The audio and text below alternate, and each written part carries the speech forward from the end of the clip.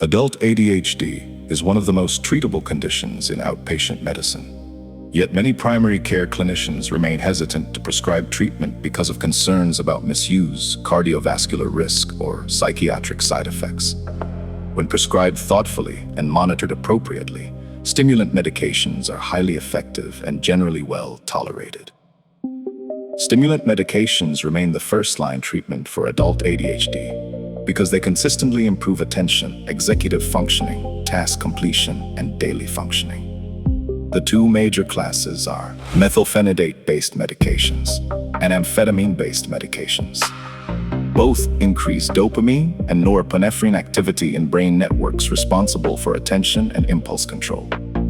Many patients describe treatment not as feeling stimulated, but as finally being able to organize thoughts, begin tasks, and maintain focus.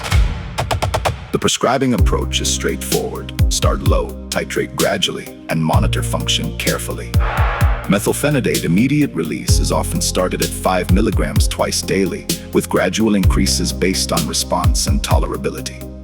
Extended release formulations may improve adherence and reduce rebound symptoms.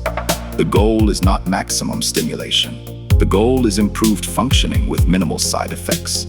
Clinical improvement should focus on work performance, organization, impulsivity, and relationship functioning.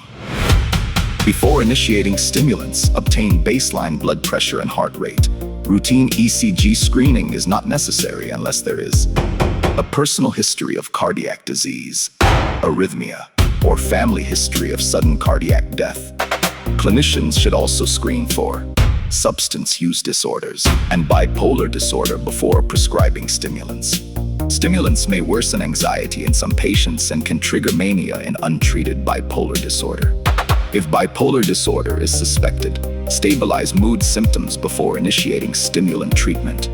For patients with substance use history, extended-release stimulants or lisdexamfetamine may reduce misuse potential.